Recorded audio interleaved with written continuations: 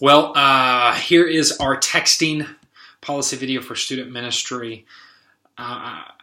First, I want to say I know this is difficult. I know this is a difficult topic because this is the way in which you have the opportunity to connect with students outside of Wednesday nights, and yet we, in some ways, need to understand that we, as a student ministry, are built upon something pretty fragile, except for the grace of God protecting. And yet we still need to put policies in place that continue to protect us as a student ministry, protect us, protect you as leaders, but then also protect the students.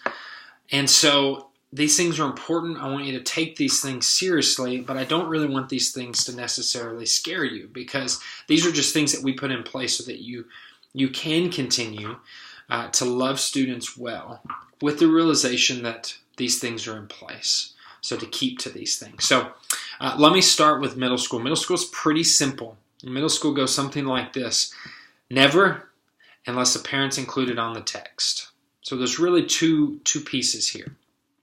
You should never be texting same-sex, opposite-sex a student outside of Wednesday nights on their phone ever, unless you have called the parent, told the parent, and included the parent on the text. So it's pretty simple when it comes to middle school.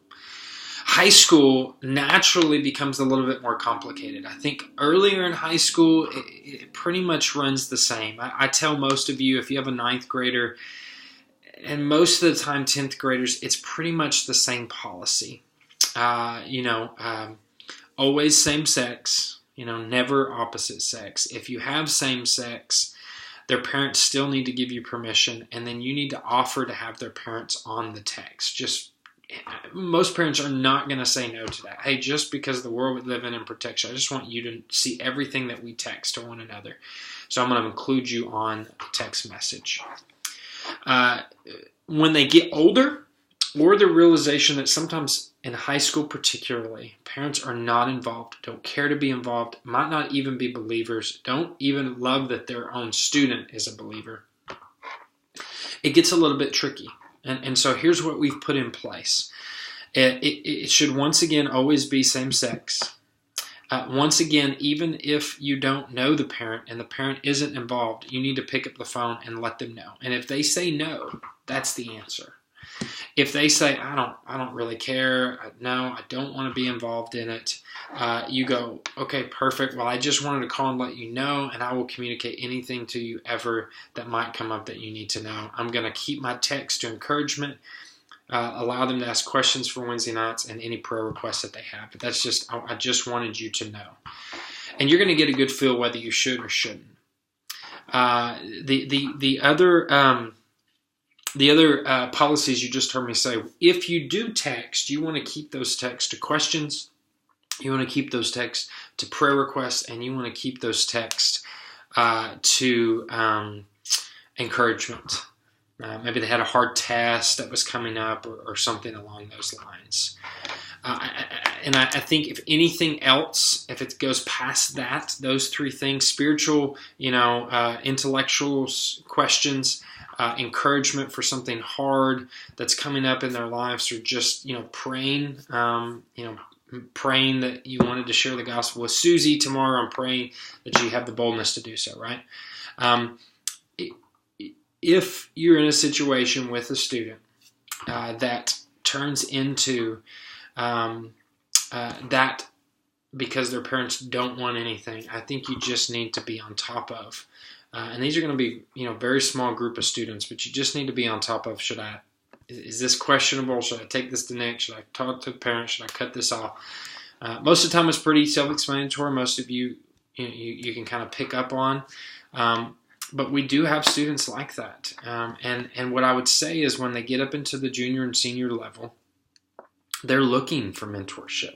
Parents are wanting other adult leaders to come alongside and pour in and partner with and be another voice that's reiterating some of the same things. I mean, this is why we have students who intern with us. This is why we have students who jump into discipleship.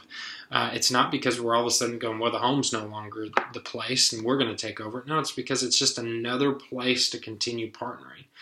So we don't need to be scared of that, but we need to be smart about that. And so that's why we put into things like same sex, keep your text to questions, encouragement, prayer. Make sure the parent at least knows, even if they're not on the text, but they know and they've given you permission.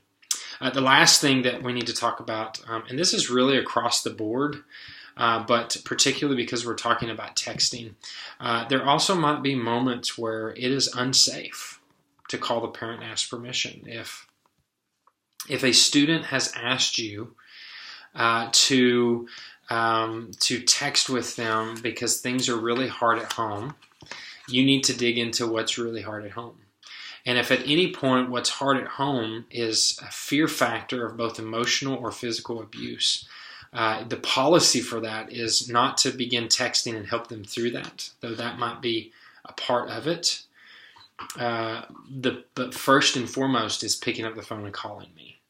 That we would take the right measures because we are both legally obligated in some senses when it comes to abuse, depending on what it is and what we're hearing from the student.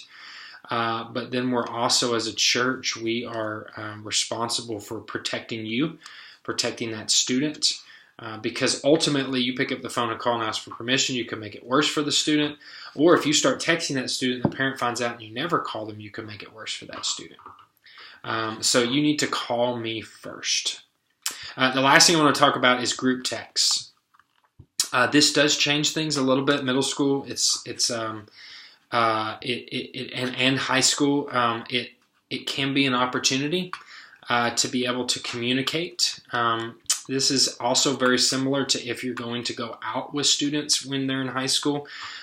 Groups is always the preferable method that I lean on. I have a few individuals that are older high schoolers in leadership or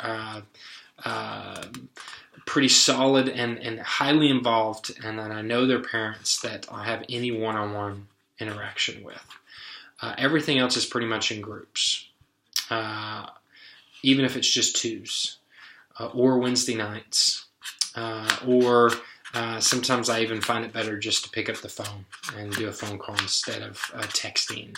I just think sometimes it's better. Pick up the phone. Hey, I'm so sorry about that. Let me pray for you real quick, and then let's set up a time on Wednesday before or after youth in public, and let's chat through that. So I think group text is a good way, and I still think middle school you need to be asking permission. High school, if your group kind of sets up this group chat all together and they include you in it, I still think it'd be good to communicate with as many parents as you can. Hey, this group text is going on. I think it might be good for you to know about it. I don't think you can ever be too safe about that. But I think if you have tons of people in a group, a lot of times those chats become very basic. You're not going to get a whole lot of somebody spilling all of their beans on that text. It's going to be much more informational, much more pray for this. And I think that's perfectly okay. With middle school, I still think it's good to make sure the parents know, even if it's just a group text to the parents. Hey, just want you to know your students have set up this group text and I'm on it, just to give information about. If you want to be on that text, please let me know. Because I don't think parents being on that text is a bad thing either. I think protecting. High school, most of the time they're going to set it up and just include you in it. I think that's okay. Just understand, once again, what you should be texting. Questions, encouragement, and prayer. It's pretty black and white. I would say there's a few situations, upper high school and students who either parents don't care and aren't connected, or there's abuse going on in the home, or situations that cause the partnership not to be able to happen that we need to keep in mind when it comes to the texting policy. But for the most part, if I were to give you kind of a baseline policy, it would be always same set. In middle school, ask parent to be on it or don't do it at all. And of course, same sex. High school, ask parent, same sex, ask parent permission, preferably that they be on it as well. And then across the board, keep your text to encouragement, prayer, any questions they may have. Group text are much more preferred, even if it's just 2 or 3 students. And then special situations, come to me about. Let's make those decisions together. So I love you guys. I know these things are not always the fun things to talk about, but they're necessary to continue being able to talk about the fun things. So keep these things in mind. Write them down. Ask me any questions that you may have. All right.